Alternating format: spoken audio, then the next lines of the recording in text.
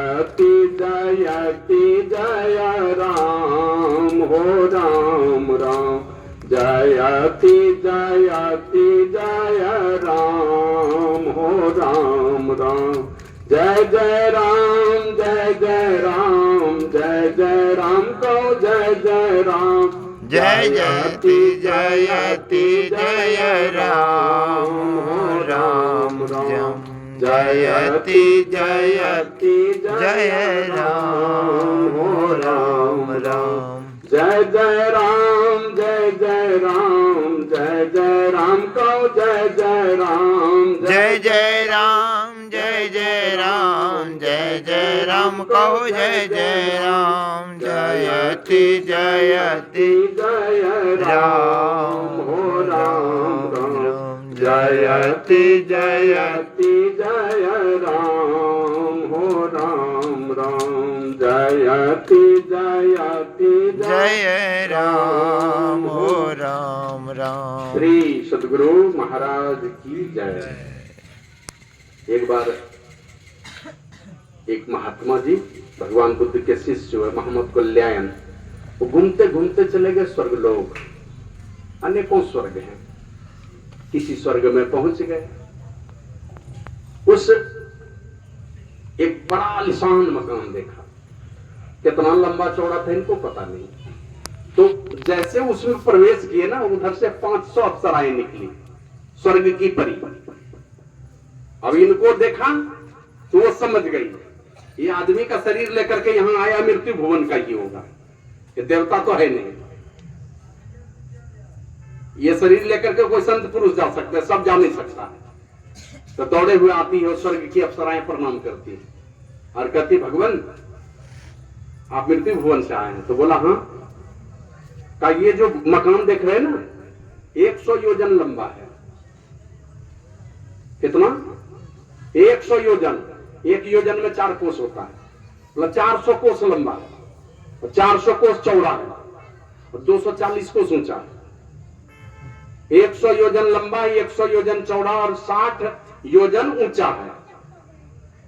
और हम लोग जो स्वर्ग ये अप्सराएं हैं, हम लोग यहाँ पर झाड़ूदार बहाल किए गए, दासी बहाल किए गए सेवा करने के लिए। किनका?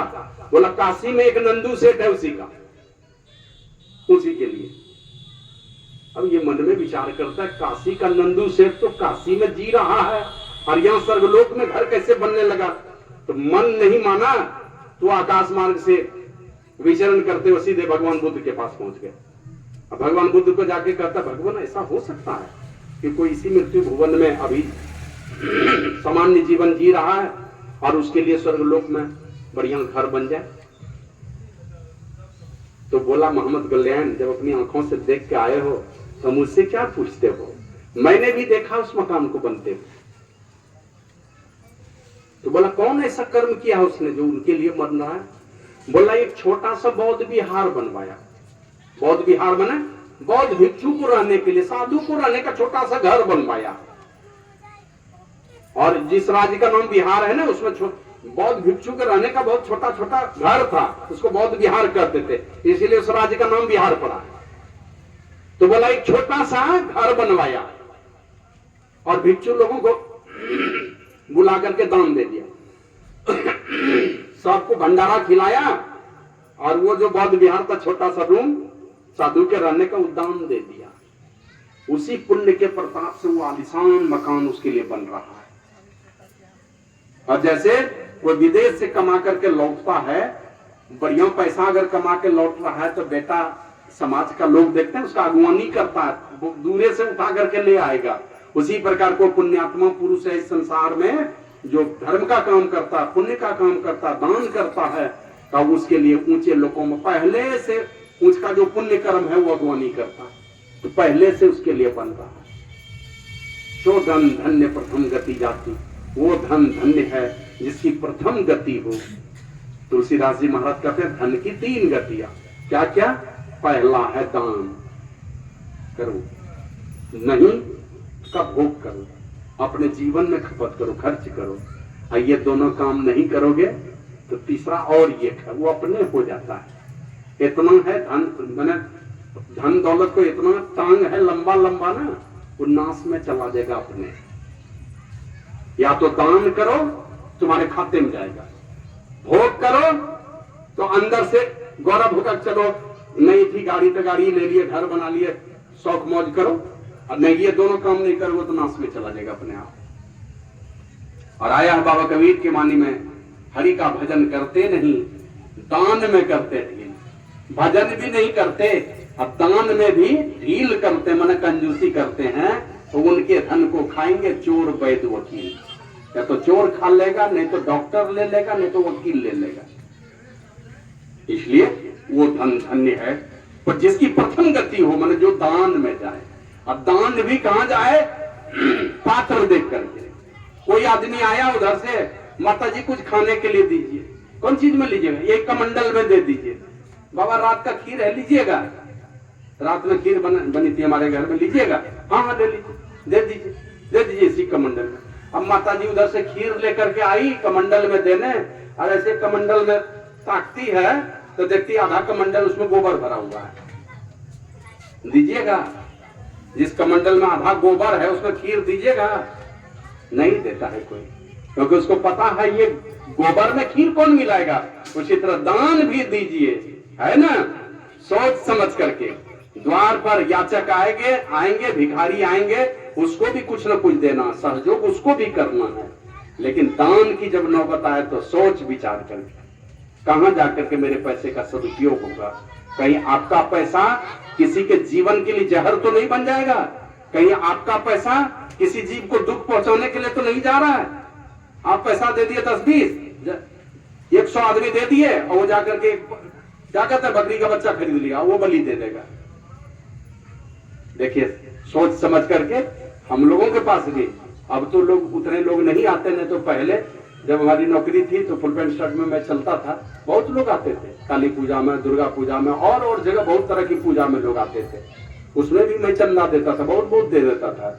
लेकिन सोच समझ के, मुझे पता है कि वहां पर बलि देगा और आया है चंदा लेने, क्या वो लोग भी सत्संग में देता है, नहीं देंगे तो ये भी नहीं देगा।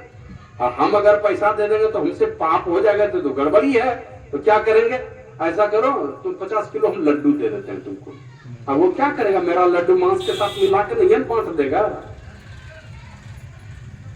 रामनवमी में गंजा पी जाएगा। बहुत लोग देख रहे कीर्तन में खूब गंजा धुआं उड़ता है, बहुत लोग उड़ाते हैं।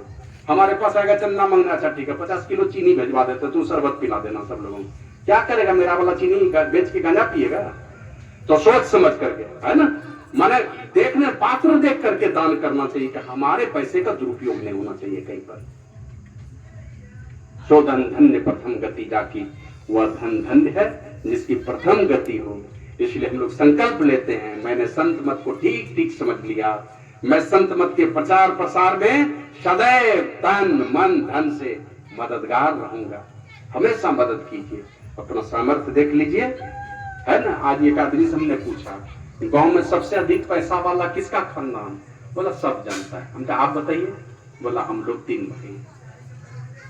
गरीब आदमी क्या बेटा का ब्याह कीजिएगा? नहीं कीजिएगा। छोटे स्कूल में पढ़ाइएगा? नहीं पढ़ाइएगा। अपना स्तर बदल लिए, बढ़िया स्कूल में पढ़ाते हैं, बढ़िया घर में बेटी बेटा का ब्याह करते हैं।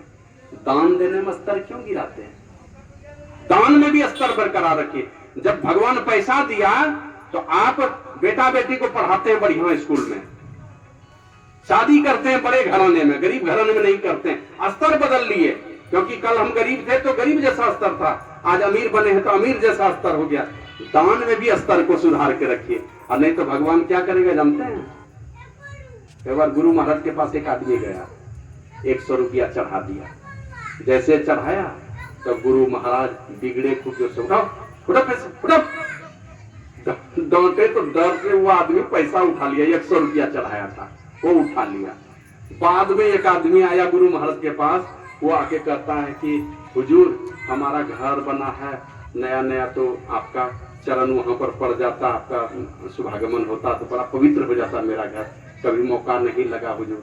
बोले हाँ तुम्हारे यहाँ जाऊंगा मैं, लेकिन सोने की अंगूठी दोगे तब जाऊंगा, सोने की अंगूठी दोगे तब जाऊंगा तुम्हारे यहाँ। तो बाद में पोजीशन से भी बाबा पूछते हैं कि हुजूर ये आदमी, एक आदमी 100 चढ़ाया तो जलट के उठवा दिए, अब दूसरा आदमी आया तो उसको कहते सोने की अंगूठी दोगे तब जाएंगे, तो दिया हुआ पैसा उठवाते हैं और जो नहीं देता है तो उससे मांगते हैं। तो गुरु महाराज कहते हैं ये जो 100 चढ़ाया ना ये बड़ा दानी आदमी है, नहीं रहेगा पैसा तो कहीं से मांग के चढ़ा देगा, अभी डांटे तो फिर चढ़ा देगा दूसरे जगह जाकर के, फिर ला के देगा। वो इतना दानी है तो गरीब लेकिन दानी है ये। और वो जो आदमी है ना है सत्संगी, बहुत पैसा वाला, लेकिन है बड़े कंजूस, अगर दान नहीं कर पाएंगे तो दूसरा जन्म भिखमंगा हो जाएगा। तो कौन साधु चाहेगा कि हमारा सत्संगी भाई भिखमंगा हो जाए? धन दौलत तो है, दान नहीं करेगा तो उस वही पूंजी न जाएगी इसके साथ में, यहाँ वाली पूंजी तो यही रह जाएगी। इसलिए दान नहीं दे पाएंगे तो भिखमंगा हो जाएगा ही। तो इसको क्या कहेंगे 50 रुपया दान देने के लिए? परमात्मा सामर्थ्य दिया है तो ज्यादा दान करवाएंगे इससे, इसीलिए कहे तुमको देना पड़ेगा। तो इसलिए भगवान सामर्थ्य दिया है जिनको, अपना औकात आपको पता है, उस औकात के मुताबिक धार्मिक काम में लगाइए। धार्मिक काम में लगाइएगा तो बेटा और बेटी के पीछे पढ़ाई लिखाई में नहीं लगाइए, ऐसा नहीं, खूब पढ़ाइए लिखाइए, लेकिन गुरु के चरण शरण में रख करके उधर भी अगर आप धर्म के काम में अपने पूंजी को लगाते हैं तो उधर से गुरु की कृपा भी आपके ऊपर होगी, दोनों कृपा होगी तो आपके बाल बच्चे का जीवन और सुधर संवर जाएगा। तो ये काम करना। और कहते कहते अंतिम में कहता धन्य पुण्य रत्मति सोई पाकी, वो बुद्धि धन्य है। बुद्धि तो सबके पास है, लेकिन किसकी बुद्धि धन्य है, किसकी बुद्धि अच्छी है? तो कहते धन्य पुण्य रत्मति सोई पाकी, वो बुद्धि धन्य है जो पुण्य में डूबी हुई हो। जैसे रसगुल्ला को देखते हैं एकदम चाशनी में चारों तरफ से डूबा हुआ देखते हैं, उसी तरह बुद्धि किस तरह की, कभी भी बुद्धि में पाप कर्म का कहीं कोई स्थान नहीं हो। जब भी हो तो पुण्य कर्म वाली ही बात उठे, कभी पाप वाली बात कभी बुद्धि से उठे ही नहीं, बुद्धि में आए ही नहीं। और ऐसी बुद्धि कब होगी? जब बार बार साधु पुरुषों के पास जाएंगे, बार बार शास्त्रों को पढ़ेंगे, अच्छे लोगों के पास जाएंगे। और ऐसे लोगों के पास बैठिएगा जो दारू पीता है, उल्टा पुल्टा बोली है, उल्टी पुल्टी बोली है, उल्टा पुल्टा चरित्र है, ऐसे लोगों के पास जाकर के बैठेंगे, आपके मन में जो भी अच्छी बुद्धि है वो भी बुद्धि का नाश हो जाएगा। इसलिए ऐसे जगह पर जाइए जहां आपकी बुद्धि सात्विक हो जाए। और सात्विक बुद्धि के लिए लिखा है, वेद भगवान का उपदेश है, ओम युंजान प्रथमम मनस्तत्वाय सविताधियम अग्निर ज्योतिर्निचाय्य पृथ्व्याद्यावर। सबसे पहले बुद्धि योग करो, साधु पुरुषों के पास जाके होगा। तुलसीदास जी महाराज लिखते हैं, तुलसीदास हरि गुरु करनो बिनु विमल विवेक न होई। निर्बल विवेक नहीं होगा, निर्बल बुद्धि नहीं होगी जब तक गुरु प्रभु की कृपा नहीं होगी। तो उनकी कृपा हो वो काम कीजिए, जैसा जैसा करते हैं वैसा वैसा कीजिए तो उनकी कृपा हो जाएगी और निर्बल विवेक हो जाएगा आपके अंदर में। तो वो बुद्धि धन्य है जो पुण्य कर्म में सदैव डूबी हुई रहे। लेकिन हमारे गुरु महाराज कहते थे, पाप करोगे पाप कर्म से नरक, पाप कर्म से दुख, पुण्य कर्म करोगे पुण्य कर्म से स्वर्ग में जाओगे। लेकिन स्वर्ग में जाओ कि तुम नरक में जाओ, दोनों ही बंधन कारक है। यही है कि को जेल में साधारण लोग गांव का जाएगा तो क्या कहता है, साधारण वार्ड में रख देगा। कोई वीआईपी आदमी जेल में जाएगा तो बढ़िया वार्ड में रखेगा, लेकिन है तो दोनों जेल ही। हाथ में हथकड़ी और बेड़ी लोहे की लगा दे या सोने की हथकड़ी और बेड़ी लगा दे, है तो हथकड़ी बेड़ी ही। उसी प्रकार नरक में जाओगे वो भी बंधन कारक है, बड़ी दुख है। वहां प्रकाश है, ये प्रकाश नहीं है, गंदगी का अंबार है, सुख नहीं है वहां पर। स्वर्ग में जाओगे प्रकाश मिलेगा और सुख मिलेंगे बहुत, लेकिन स्वर्ग का जब साम्राज्य खत्म होगा, तुम्हारी पुण्य की पूंजी जिस दिन खत्म हो जाएगी तो कहां जाओगे? पुण्य की पूंजी खत्म होगी तो वहां से बैरंग, बैरंग समझते हैं ना, बैरंग चिट्ठी होता था पहले लिख भेजा था। बैरंग माने कहीं रुकती नहीं थी वो चिट्ठी, तो उसी तरह आपको रुकने नहीं देगा कहीं, बैरंग वहां से भेजेगा। कहां? भगवान श्री राम का है, यही तन कर फल विषय न भाई, स्वर्ग सर्प अंतुदाई। थोड़े दिन के लिए स्वर्ग मिलेगा, 1000 2000 5000 बरस भोग लिया, 1 दिन 2 दिन 4 दिन 5 दिन करते 5000 बरस खत्म हो गया। वहां तो ऐसे मौज कर लिया खूब, जो जो चाहा वही वही भोग भोगा। और वहां से आओगे तो कुत्ता गधा भेड़ बकरी की जोनी चलेगा। थोड़े दिन के लिए स्वर्ग मिला, अब बाद में नहीं देखते बकरा खरीद के लाया खूब बढ़िया बढ़िया दाना चारा खूब खिलाया, वो बकरे को पता ही नहीं कि हम आदमी के पेट में जाने वाला है, माने मेरी बलि पड़ने वाली, उसको पता ही नहीं है, हरा हरा चारा खाने में लगा हुआ है। तो उसी प्रकार स्वर्ग जाएंगे पुण्य कर्म करके, लौटेंगे तो फिर चले जाएंगे, पुण्य की पूंजी खत्म होगी, चले जाएंगे कुत्ता गधा की योनि में। तो हमारे गुरु महाराज ने कहा पुण्य कर्म करो, लेकिन उस पुण्य कर्म के पीछे में कहीं कोई फल आशा मत करो, माने निष्काम कर्म करो। दान दे दिया तो दे दिया, चाहिए नहीं हमको कुछ उसके बदले, कुछ नहीं चाहिए, ये इस इच्छा से दान दिया। अभी देखते हैं सब ग्रिल में नाम लिखवा ले, काहे को क्या करना, अरे ग्रिल में लगवाए, जंग लगेगा तो खत्म हो जाना। सत्संग देते थे, हमको कुछ बोलता था ना, 1 ट्रक पत्ता खरीद के बेच दिए हम। अभी 1 ट्रक पत्ता में 25,000 50,000 ये 60,000 70,000 लग गया, पत्तल में खा के उधर जला करके खत्म कर दिया। तो कुछ लोग 300-500 रुपया का ग्रिल दे देंगे तो नाम लिखवाएंगे, हम लोग 1-1 लाख का पत्तल दे देते थे, भोज खिला करके सब फेंक दिया उधर, जुट्ठा में चला गया। नेकी कर और दरिया में डाल, नहीं चाहिए कुछ उसके बदले, माना फल आशा छोड़ करके कीजिए, और संतों से युक्ति सीख करके रोज दिन नियमित रूप से ध्यान कीजिए। आया है उत्तर गीता में, उद्धव जी महाराज ने पूछा कृष्ण भगवान से, ये भगवान जो कुरुक्षेत्र के मैदान में आपने गीता ज्ञान का उपदेश दिया, उससे बात समझ में नहीं आई, आप थोड़ी कृपा करके आप बताएं मेरा उद्धार कैसे हो संसार के लोगों का। तो बाद में फिर उपदेश किया, उसका नाम है उत्तर गीता। तो उसमें लिखा मूर्तम अपि योगच्छेन्ना सागरे मनसा सर्वम तरति पापानां तस्य जन्म सुतांतम। जो मुहूर्त भर भी नासागर में मन सहित जाकर के ठहरता है, सैकड़ों जन्मों में किए हुए पाप से पार उतर जाता है। मुहूर्त भर भी अगर ठहर गया तो ये काम संतों से युक्ति सीख करके करनी है। और अंतिम में कहते कहते शंकर भगवान कहते कि गिरजा सो कुल धन्य उमा सुनो, ए पार्वती वो खानदान धन्य है, सो कुल धन्य, वो खानदान धन्य है, जगत पूज्य, संसार में पूजनीय है और सुपुनीत है, मतलब सबसे पवित्र खानदान है वो, जिस खानदान में एक भी भक्त पैदा हो जाए, एक भी बेटा या बेटी को भक्त पैदा हो। अब खुद विचार कीजिए आपका खानदान किस तरह का है, ये कौन संवाद, किनका संवाद है, शंकर भगवान और माता पार्वती का संवाद है। तो आप लोग खुद विचार कीजिए अपने खानदान को किस तरफ ले जाना चाहते हैं। तो घर के बेटे हैं, बहू हैं, इनके ऊपर घर की जवाबदेही है, पीछे भी लेके चलना है, पिछली पीढ़ी को भी ढोना है, आगे भी पीढ़ी को लेके चलना है।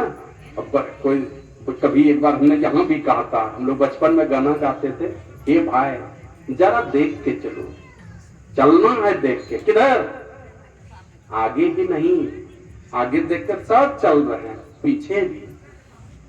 पीछे भी बना, पीछे देखिए कहीं बाघ भैंसा कुछ दौड़े हुए तो नहीं आ रहा है, सीना तान के चल रहे हैं इधर, पीछे से कहीं बाघ आ रहा है तब पीछे भी देखिए। अब मेरा जो सोच है, आप आगे की पीढ़ी, अपने बाल बच्चे भविष्य को देखिए, बच्चे को अच्छी शिक्षा दीजिए, पढ़ाइए लिखाइए, लेकिन उलट करके पीछे में माता पिता हमारे पूर्वज हैं, इस खानदान में पैदा हुए हैं, है ना, हम लोग ऋषि संतान है, ऋषि के खानदान में जन्म हुआ।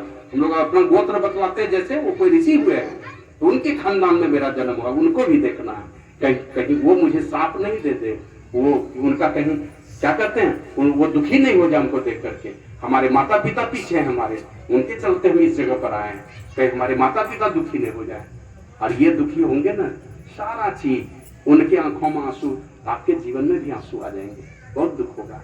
तो पीछे भी देखिए, अपने पूर्वजों को देखना है, माता पिता को देखना है, सामने में बाल बच्चे हैं उनको भी देखिए, और माता पिता हैं, लोगों को तो चाहिए जाकर बैठ करके कुछ 5 मिनट 10 मिनट बैठ करके कुछ बात कर लिए। बचपन में जिस तरह से माँ के बिना नींद नहीं आती, बाप के बिना, बाप से बात किए बिना मन नहीं लगता था, उसी तरह सब दिन इस नियम को बना के रखिए, बैठिए उनके पास जाके, उनके थोड़े दुख तकलीफ को देखिएगा, और देखते हैं राम लक्ष्मण भरत शत्रुघ्न ने क्या किया। राम गए, सीता भी गई, उर्मिला नहीं गई, चर्चा हालांकि उनकी कम है रामायण में, उर्मिला नहीं गई, वो क्या बोली,